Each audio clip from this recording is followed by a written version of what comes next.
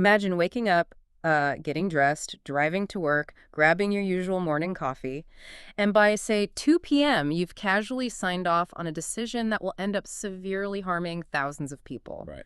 You pack up your desk at 5 p.m., drive home, eat dinner with your family, and go to sleep that night, genuinely believing, that you are a great manager and a fundamentally good person. I mean, it sounds like a horror movie premise, Yeah. but it is actually the documented reality of almost every major corporate catastrophe of the last century. It is. And today we are dismantling a deeply comforting, but I would argue incredibly dangerous myth. So, whether you're an active manager navigating the corporate ladder right now, or maybe a management student preparing to step into those shoes, this deep dive is custom tailored for you. Absolutely. Because most of us enter the workforce believing we're decent people, would think, I'm not a criminal. I would never intentionally exploit my employees or deceive customers or defraud the public. Well, we like to think of morality as this static personality trait. Mhm. Like you either are a good person or a bad person. Right. And the assumption is that if an organization just hires decent people and, promotes those decent people, ethical conduct will just naturally and automatically follow. Then you step into the actual history of business, and that theory it falls apart instantly. Corporate history is absolutely littered with massive, devastating scandals. And the terrifying part, Yeah. they weren't all perpetrated by mustache-twirling villains or, psychopaths. They were largely carried out by ordinary good people who volunteer at animal shelters, coach their kids' soccer games on the weekends. Because the boundary between a good person and a devastating action is far more permeable than any of us want to admit. Oh, for sure. Today, we aren't just going to look at what went wrong in these famous corporate disasters. We're going to look at why. We're going to explore the precise psychological traps and the organizational structures that literally blind us to the harm we are causing. And we aren't going to leave you stranded in the dark either. We're going to arm you with 3 very powerful philosophical lenses to help you navigate these traps when you inevitably face them, because the stakes are incredibly high. I mean, managers exercise authority over resources, over opportunities, and over other people's lives. They really do. Okay, let's unpack this. How do normal, well-meaning managers suddenly find themselves authorizing conduct that they once would have actively condemned? Because it is so comforting to just blame a scandal on a few bad actors, The myth of the corrupt apple. We tell ourselves, oh, Enron or Volkswagen, that was just a few unusually greedy mavericks at the very top of the food chain. Right, because it protects our worldview to concentrate all the blame on a few unethical executives. Yeah, exactly. It prevents us from having to look in the mirror. And more importantly, it prevents us from having to analyze the wider system that actually made the conduct possible in the first place. Which is much harder to do. Oh, definitely. The research points to a much more terrifying reality. The system itself, the modern corporate structure, it enables human beings to accomplish incredible feats of innovation, sure. But it also enables serious coordinated wrongdoing that isolated individuals could just never pull off. So how does the system actually do that? How do you take a building full of mostly decent individuals and turn them into a harmful collective? You start with the structural division of labor. Okay. Think about a small face-to-face setting, right? Like a village market hundreds of years ago. Sure. If you sell someone a poisoned loaf of bread, the connection between your action and the effect is immediate and undeniable. You see the person get sick. It's impossible to ignore your role in it. Because it's right in front of you. Exactly.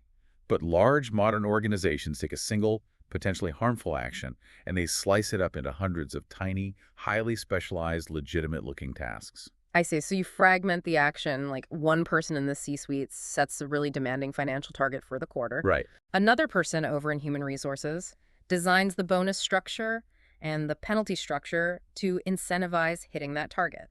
A third person, maybe an engineer, writes a highly technical report on feasibility. And then a fourth person in finance approves the budget based on that report. And then a fifth person on the factory floor simply implements the procedure they were handed. Yeah. No single participant in that long chain experiences themselves as the author of the final harm. Wow. Everyone is just performing their assigned, highly specialized role. They're just, doing their job. This brings to mind the Volkswagen emissions scandal. For years, the narrative was just, corporate greed. Oh, yeah. But when you look at the mechanics of what actually happened, it wasn't just one evil mastermind cackling in a boardroom. To pull that off, VW had to design software that could literally detect when a vehicle was in laboratory testing conditions. Which is wild. Right. The car's computer looked at the angle of the steering wheel, the atmospheric pressure, the speed. And if it decided, hey, I'm in a lab, it would artificially alter the engine's performance to pass the emissions test.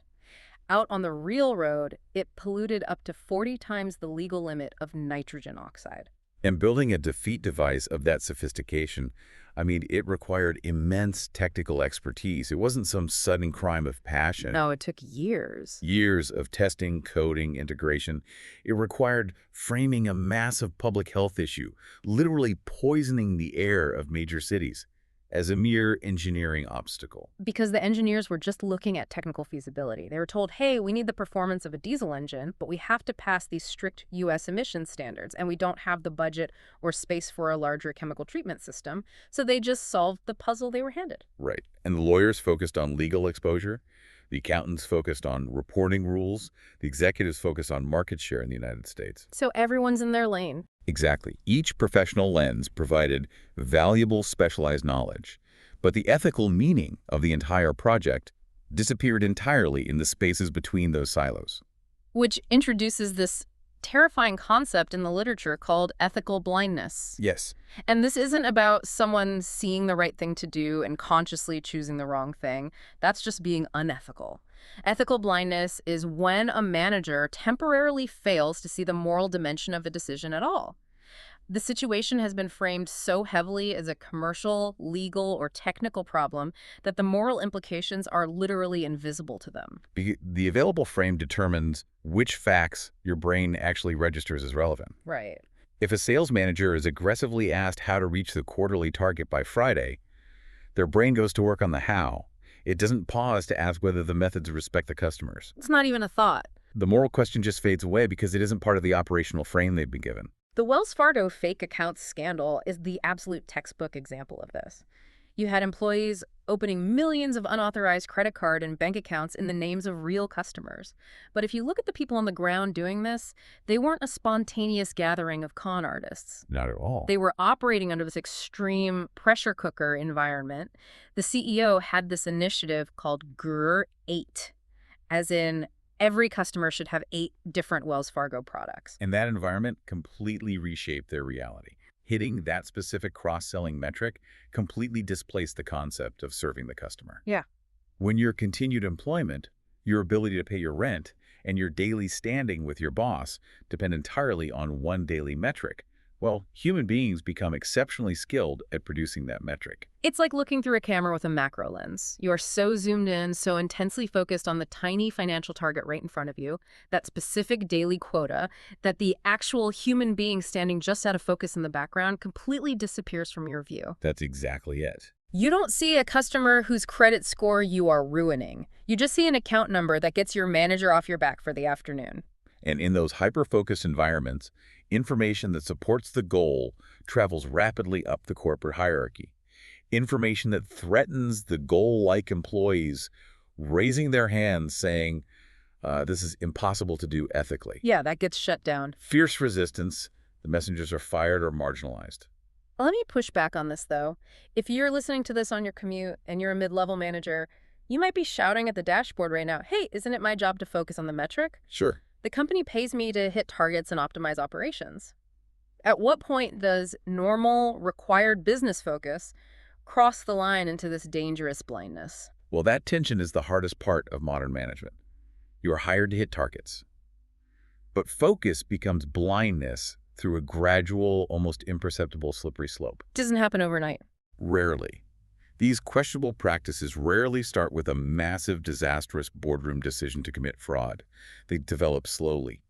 The first minor deviation from the rules usually feels pretty uncomfortable. Like a manager might tell a slight white lie to a client to buy time on a delayed shipment. And when the sky doesn't fall and the client doesn't notice and the boss praises them for saving the account, the brain learns a lesson. The brain learns that the rule was flexible. The next deviation becomes just a little bit easier. Repetition turns an exception into a routine. And a routine solidifies into how things are done around here. Wow. By the time new employees join that team 2 years later, They encounter the deceptive practice after its controversial history has completely vanished. That's wild. What once required intense, sweaty justification by the original manager now just appears to the new hire as standard operating procedure. So the structure of the organization, the division of labor, the intense framing of metrics blinds us. But what about when it doesn't? Sometimes managers do see the harm. Yes, they do. They know exactly what they are doing is causing damage to a community, or a customer, or an employee. But they still do it, and they somehow manage to justify it to themselves and sleep soundly at night. How does a human brain pull off that kind of gymnastics? But to understand that, we have to dive into the psychology of doing wrong. Specifically, the work of Albert Bandura and his social cognitive theory of moral agency. Okay. Bandura realized something profound about human nature. We almost never do something evil just for the sake of being evil. We all possess internal moral standards. When we violate those standards, we experience psychological pain, guilt, shame, self-condemnation. Right. Nobody wants to walk around feeling like a villain in their own life story. Exactly. So, in order to proceed with a harmful action while preserving our self-image as a good, respectable professional, we have to play a psychological trick on ourselves. We lie to ourselves. We use specific mechanisms to disengage our moral control. We literally reach up and turn off the internal alarm bells.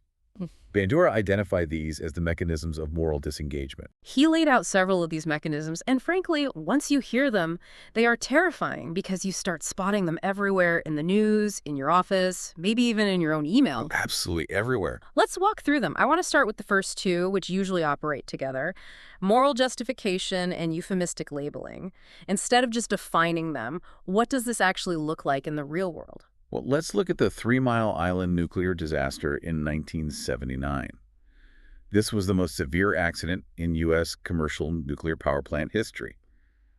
A cooling malfunction caused part of the core to melt in the number 2 reactor. Millions of liters of highly contaminated radioactive water blew out of the system. The governor of Pennsylvania had to advise pregnant mothers and preschool-aged children to evacuate a 5-mile radius around the plant. I mean, it was an absolute crisis of public safety. It was, but look at the language used by Metropolitan Edison, the company that operated the plant. As the crisis was unfolding, they continuously issued denials and minimized the severity of the accident. They used euphemistic labeling, which is using sanitized, convoluted language to mask reprehensible or dangerous realities. They told the press and the public that there was no danger, that the releases of radiation were routine, and they attributed the near catastrophe to mere operator error. They didn't say, hey, we have a partial core meltdown and a radioactive leak. They called it a plant transient or a normal deviation. No. But euphemisms like that aren't just PR spin for the media, are they? No, and that's the crucial point. The real danger of a euphemism is internal. It changes the psychology of the person speaking it. How so? If a manager says, we need to fire 50 people and devastate 50 families, their heart rate goes up.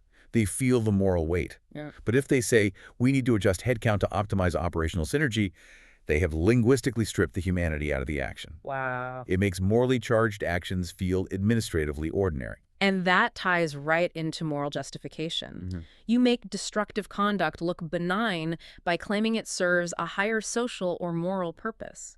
You convince yourself that lying to the regulators is necessary to protect the jobs of the hardworking people at this plant. Right. You make yourself the hero of the story while doing something objectively terrible. Which brings us to the next 2 mechanisms that frequently pair together: advantageous comparison and displacement of responsibility. Advantageous comparison is when you contrast your own harmful conduct with something far worse. Okay. By comparison, your action looks trifling or even benevolent. Like saying, sure, our factory pollutes the local river, but look at our competitor across town. They pollute twice as much. We're practically environmentalists. Exactly the logic. And displacement of responsibility is when you convince yourself that your actions are springing from the dictates of others, like, I'm just following orders, or the board approved the strategy, I'm just executing it. Passing the buck. Because you aren't the primary agent of the action, you are spared the self-censoring reactions. The tragedy in Bhopal, India, is a heartbreaking case study of these 2 mechanisms working in tandem. Let's set the scene for this because it's one of the darkest moments in corporate history. It really is. In 1984, there was a pesticide plant operated by a subsidiary of Union Carbide. It was located right in the middle of extremely dense, impoverished neighborhoods. Late at night, water entered a tank containing 40 tons of methyl isocyanate, which is a highly reactive, incredibly deadly chemical. And the resulting exothermic reaction blew the safety valves. A heavy, yellow-white toxic fog rolled out of the plant and silently blanketed the slums while people were sleeping. The death toll is just staggering. At least 2,500 people died immediately, and hundreds of thousands of people suffered permanent, agonizing injuries, blindness, respiratory failure, severe birth defects in the years that followed. So how does the leadership of Union Carbide process this mentally? Well, Warren Anderson, the chairman of Union Carbide at the time, insisted publicly and internally that there were no differences between the safety standards of the Bhopal plant and their identical plant in West Virginia. Which is the advantageous comparison. Yes. He was trying to frame the situation by saying, we operate at the highest U.S. standards globally. But it was demonstrably false. The Bhopal plant had turned off its refrigeration unit to save money, the warning sirens were disabled, and it was operating in a state of disrepair that would have triggered an immediate shutdown by regulators in the United States. Just a complete lie to themselves. And then came the displacement of responsibility. 2 years prior to the leak, an American safety team from Union Carbide headquarters actually visited Bhopal, saw the horrific safety conditions, and wrote a report warning of a potential massive leak. And management ignored it. Completely. But when the disaster actually happened, Union Carbide's main legal and PR strategy was to blame the Indian government. They argued that the local government failed to effectively regulate the plant, and that they shouldn't have allowed squatter communities to live so close to the factory walls. Unbelievable. They displaced the blame onto the victim's government, rather than taking accountability for the deadly chemical they brought into the community and failed to contain. It's astounding. It's like saying, well, it's your fault for standing so close to the bomb we built. Yeah. Which takes us into the final mechanisms Bandura identified: diffusion of responsibility, disregarding consequences, and dehumanization. So diffusion of responsibility is the organizational cousin to displacement. Instead of blaming the boss, the blame is spread horizontally. Okay, across the team. Right. If a committee of 15 people signs off on a dangerous product launch, no single person feels the weight of the decision. The blame is spread so thin across the group that it basically vanishes. Here's where it gets really interesting, in the darkest possible way. To understand disregarding consequences, we have to look at the famous Ford Pinto case from the 1970s. A classic terrible example. Ford was feeling massive pressure from foreign competitors who were flooding the U.S. market with cheap, fuel-efficient compact cars. Lee Iacocca, the president of Ford, instituted the Rule of 2000. Right. The new Ford Pinto had to weigh under 2,000 pounds and cost under $2,000. It was a severely rushed production cycle. And during crash testing, Ford engineers discovered a fatal design flaw. The gas tank was positioned behind the rear axle. In rear-end collisions at relatively low speeds, the tank was easily punctured and fuel would spray into the passenger compartment, instantly bursting into flames. But Ford management knew about this. They had the crash test footage, they had memos from their own engineers. But management engaged in a cold, calculating cost-benefit analysis. They figured out that it would cost roughly $11 per car to install a plastic baffle that would protect the gas tank and prevent the fires. $11. $11. But instead of simply paying the $11, they created a separate calculation. They estimated how many people would burn to death. They projected 180 burn deaths and 180 serious burn injuries. Just putting numbers on a page. They then attached a dollar value to those human lives based on government regulatory figures at the time, which was around $200,000 per death. They did the math and determined that paying out court settlements to the grieving families would cost the company roughly $49 million. Fixing the cars would cost $137 million. So they chose the settlements. They decided it was $88 million cheaper for the company to let people burn to death than to spend the $11 per car to fix the defect. Yeah. This is the ultimate example of disregarding and distorting consequences. If you turn human agony, burning flesh, and grieving families into a sterile dollar value on a spreadsheet, you don't have to face the reality of what you were doing. You were just optimizing a ledger. And Ford also used displacement. Whenever challenged, They continuously argued that the Pinto was entirely safe because it technically met the U.S. federal motor vehicle safety standards in effect at the time. Even though everyone knew they were outdated. Exactly. Never mind that the standards were wildly outdated. They displaced their moral duty onto a slow-moving government bureaucracy. Which brings us to the final, and I'd argue most destructive mechanism, dehumanization. This is the ultimate tool of moral disengagement. Self-censure for injuring others is profoundly blunted when you strip the victims of their human qualities. Right. Once dehumanized, they are no longer viewed as people with feelings, hopes, and concerns. They become subhuman objects, or mere statistics or collateral damage. We see this play out tragically in the Nestle infant formula controversy in the 70s and 80s. Nestle realized the Western market for infant formula was slowing down, so they aggressively pivoted to marketing their product to mothers in developing countries, places across Africa, Latin America, and South Asia. Now, infant formula itself is a miraculous product that saves lives when used correctly. But it requires two vital things: access to clean, boiling water, and the ability to read and follow precise preparation instructions. Yeah, that's key. Nestle was pushing this product via massive billboard campaigns and radio ads in tropical, impoverished environments where municipal water supplies were often heavily contaminated and where female illiteracy rates were incredibly high. And they used tactics that were incredibly deceptive. They hired saleswomen, dressed them in crisp white nurses' uniforms, and sent them into maternity wards to hand out free samples of formula to new mothers. By the time the free sample ran out, the mother's own breast milk had naturally dried up, making her completely dependent on buying this expensive Western powder. And because the powder was so expensive relative to local incomes, mothers were over-diluting it to make it last longer. They were mixing it with contaminated river water. It's just devastating. As a result, hundreds of thousands of babies were unknowingly being infected with waterborne diseases and starved to death by their own mothers. Pediatricians and critics at the time actually coined the term commerciogenic malnutrition. So how did Nestle's executives sleep at night knowing this was happening? They deployed a masterclass in moral disengagement. They used moral justification, claiming that the global boycotts against them weren't about babies at all, but were actually an indirect Marxist attack on the free enterprise system and the fundamental freedom of global commerce. They framed themselves as defenders of capitalism. They disregarded the consequences by stubbornly pointing to the nutritional science of the powder in a sterile lab, willfully ignoring the actual devastating effects of their marketing practices on the ground. Yeah. And fundamentally, by treating these impoverished, vulnerable mothers merely as market expansion targets, rather than human beings needing protection and accurate medical information, they engaged in a systemic form of dehumanization. So, if you are listening to this on your way to the office, what does this all mean for you? This isn't just an abstract history lesson. This is an active warning system for your weekly meetings. You need to keep your ears open for these linguistic and psychological tricks. Absolutely. When someone in a strategy meeting says, oh, we're just adjusting headcount, or it's standard industry practice, so it's fine, or we don't need to worry about that downstream effect, the algorithm made the recommendation. Your alarm bells should be deafening. You might be witnessing moral disengagement in real time right across the conference table. Recognizing those traps is critical.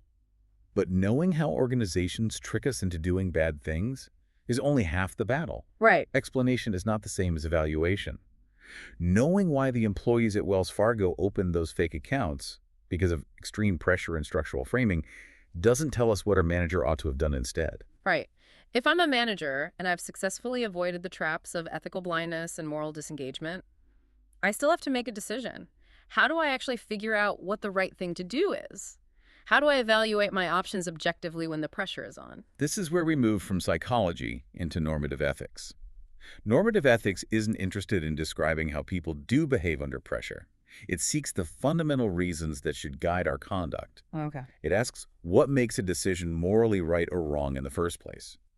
And to do this effectively, managers need to look through three distinct philosophical lenses. No single lens is perfect on its own, but together, they provide a remarkably robust framework for decision-making. Let's start with lens one, consequentialism, or as I like to call it, the optimizer's trap. Consequentialism is an approach that evaluates actions based entirely on what they bring about. The intentions behind your action or the specific rules you followed don't matter nearly as much as the actual outcomes. The morally right action is simply the one that produces the best overall outcome. And The most common flavor of this in business is hedonistic utilitarianism. It basically argues that human well-being consists of pleasure and the absence of suffering. Right. So the ultimate goal of any decision is to produce the greatest total net benefit, the most well-being and the least suffering for everyone affected. I picture it like being the ultimate utilitarian accountant. You put all the pain and pleasure of every single stakeholder, your customers, your employees, the local environment, even future generations who might inherit your pollution onto a massive cosmic scale, and you pick the heaviest side. That analogy of the scale is really helpful, but we have to stress a crucial distinction here because managers get this wrong all the time. Managers often confuse consequentialism with simple profit maximization. Yeah, they sound similar. They look very similar structurally because they both involve heavy calculation, aggregation of data, and optimization of an outcome. But morally, they're entirely different beasts. Break that difference down for us. Why isn't maximizing profit the same as maximizing well-being? Because profit maximization has an artificial boundary. It only counts the financial return for the firm. If your factory pollutes a river and your company operates in a jurisdiction where you don't have to pay a fine for that pollution, that damage is considered an externality. It's literally kept off your balance sheet. Right. It doesn't exist in your profit calculation. But the dead fish and the sick kids downstream definitely exist. Exactly. Consequentialism recognizes no such artificial boundary. A cost that is external to the company's balance sheet is still deeply internal to the utilitarian calculation. Consequentialism forces a manager to count all suffering and all well-being in the world that results from their action, regardless of whether it affects the quarterly earnings report. But even if we do the math perfectly and count everyone, there's a massive glaring danger here with consequentialism, isn't there? If we only look at the aggregate total, the big net positive at the bottom of the spreadsheet, we can justify some pretty horrific things. We can. Going back to the Ford Pinto, Ford did a cost-benefit analysis. They looked at the aggregate totals. And because of that math, a severe, agonizing harm to a small minority of people burning to death in a car crash magically disappeared inside a massive positive total. The millions of dollars saved in manufacturing costs, which maybe kept the company afloat and saved thousands of assembly line jobs. That is the inherent flaw of relying solely on consequentialism. Aggregation can make human beings appear interchangeable. A sufficiently large benefit distributed among many people can mathematically outweigh a severe, fatal harm inflicted on a few, even if that harmed group never consented and receives none of the benefit. Which means we need a second lens to catch what the first lens misses. This brings us to lens 2, deontology, the red lines. Deontology begins with a completely different intuition than the scale and the math. It argues that some ways of treating people are just fundamentally wrong, regardless of how much beneficial outcome they produce. It focuses on duties, absolute rights, and strict moral boundaries. So if consequentialism is the scale weighing the outcomes, deontology is the guardrails on the highway. Nice, yeah. You are the manager, you are driving the car, and you can drive wherever you want in your lane to maximize the efficiency and profit of your trip. But you absolutely cannot cross these solid red lines. That's right. Within those boundaries, you have vast managerial freedom to optimize. But certain actions are strictly forbidden. You cannot use forced labor to increase margins. You cannot intentionally deceive your customers. You cannot pay bribes to foreign officials to secure a contract. Because that violates basic rights. Exactly. At the very center of deontological thought, especially as formulated by Immanuel Kant, is the idea that every human person possesses inherent dignity. Therefore, people must always be treated as an end in themselves and never merely as a means to achieve an organizational objective. Let me make sure I'm translating this to a daily management scenario. If I have a massive sales target to hit by Friday, and I decide to lie to a customer about the capabilities of our software just to get them to sign the contract, I am treating that customer purely as a means. Yes, exactly. I am using them as a tool to get my bonus. I am violating their autonomy because they cannot give true, informed consent to the contract if I am hiding material information from them. That is a perfect translation. And deontology gives managers an incredibly practical tool to test this. It's called the universal consistency test. Okay. If you are sitting at your desk, tempted to lie to win that contract, ask yourself one question. Could the principle behind my action be universally applied to everyone in the world? What if every seller in the market lied about their product, whatever it benefited them? Well, trustworthy commerce would completely collapse. Nobody would ever buy software again because you couldn't trust a single word a salesperson said. Precisely. By lying, you are seeking a special moral exemption just for yourself. You want everyone else to be honest so the market functions smoothly, but you want to lie just this once to win your bonus. Deontology says no. You cannot make an exception of yourself. You have a duty to uphold the rules that make society possible. It's powerful. But deontology has its limits too, right? Because sometimes duties collide head-on. Oh, all the time. What if my duty to be honest with my employees about impending layoffs conflicts with my duty to keep boardroom confidentiality? What if my duty to keep a factory open to protect the livelihoods of a small town conflicts with my duty to protect the local environment from the factory's emissions? The red lines get tangled. They do. This is why we can't stop at two lenses. We need the third. Lens 3, virtue ethics, the character test. While consequentialism looks at the outcomes of an action, and deontology looks at the rules governing the action, virtue ethics completely shifts the focus to the decision-maker themselves.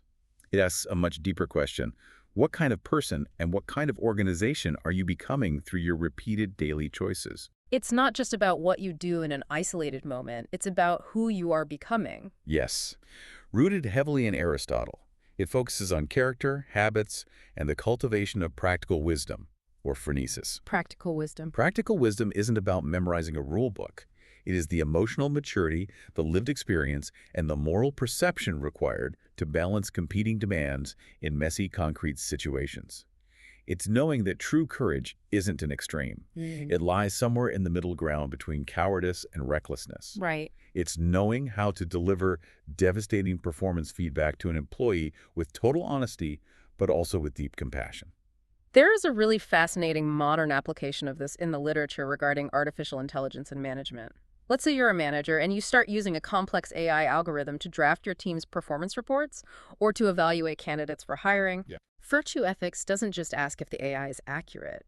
It asks about the qualities of character being expressed in that human-technology relationship. Do you, as the manager, possess the intellectual humility to admit the AI might be biased or completely wrong? That's a great point. Do you have the diligence to manually verify the data it spits out? And crucially, do you have the moral responsibility to own the final decision, rather than just blaming the algorithm when things inevitably fail? That is a brilliant application of the lens. Virtue ethics also forces us to scale up and look at the organization itself as a character-forming environment. Right. Because organizations constantly teach their employees what to value, regardless of what the employee handbook says. Yeah, actions speak louder than handbooks. If your company publishes a beautiful glossy mission statement praising integrity and teamwork, but at the end of the year, you only promote the managers who ruthlessly hit their targets, regardless of how many people they burned out to do it, you are systematically teaching your employees to be morally disengaged. You are cultivating vice, not virtue. Okay, we have these three amazing lenses. The outcomes of consequentialism, the red lines of deontology, and the character test of virtue ethics. But I want to take a step back and ask a really deep, almost uncomfortable meta-ethical question. I may. We have these frameworks and these rules, but where do these rules actually come from? Let's say I'm managing a global supply chain.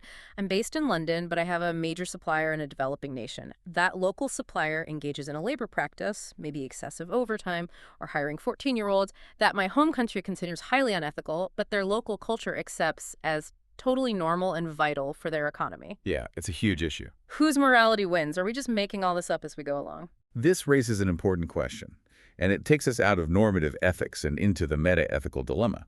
Meta-ethics doesn't ask what we should do. It asks what we are actually doing when we make a moral judgment in the first place. When you say child labor is wrong, are you discovering an invisible fact about the universe like gravity? Or are you merely expressing a cultural preference, like saying, I prefer wearing a suit to work? Right, because there's this dominant view, especially in modern sociology, called moral anti-realism or social construction. It basically argues that morality is exactly like money or job titles or profit accounting. It doesn't exist in nature. It is entirely a human creation. It is socially constructed by groups of people to keep order. And this view gains a lot of traction when we look at human history because moral beliefs change dramatically over time. Practices that were once considered honorable or completely normal in ancient Rome or medieval Europe are fiercely condemned today. Very true. The philosopher Friedrich Nietzsche captured this intellectual crisis in the 19th century with his famous declaration that God is dead. He wasn't just making a theological statement about religion. He was warning us. He was saying that if you remove the divine objective anchor that historically secured Western moral values, those values were revealed to be fragile human creations. And human creations are very often dictated by whoever holds the most power. If morality is just a subjective social construct, then whoever has the biggest army or the biggest market cap makes the rules. But that feels profoundly wrong to most of us, doesn't it? That's the counterpole of moral realism. Yes. If a manager hears that, their gut reaction is usually, no, surely some things, like unnecessary torture or purposefully poisoning a town's water supply to save a buck, are just objectively wrong. They're wrong everywhere, across all time, regardless of whether a local culture or a corporate board happens to approve of them at the time. That is the core tension every global manager faces. If we accept strict anti-realism and total cultural relativism, we lose the moral high ground to criticize powerful, abusive organizations. A multinational company could justify any human rights abuse by simply saying, well, that's just how the industry works locally, and morality is subjective anyway. Who are you to judge? Right. But if we swing the other way and claim strict moral realism that we know the absolute truth, we risk extreme moral arrogance. We risk imposing our specific, perhaps flawed cultural norms on everyone else and violently claiming its universal truth. So how does a manager actually synthesize this? How do we operate across borders in a complex global business environment without being completely paralyzed by this philosophical debate? The synthesis provided in the literature is a concept called fallibilist realism. It acts as an intellectual bridge. It says that you can absolutely believe that there are objective moral truths, that some things really are just right or wrong in the fabric of human existence. That's the realism part. But at the exact same time, you remain humble enough to admit that your specific cultural interpretation or your current understanding of those truths might be flawed or incomplete, which is the fallibilism part. So you can firmly believe the truth exists out there without arrogantly claiming you have a monopoly on it. Precisely. It allows you to stand firm on core human rights and basic dignity.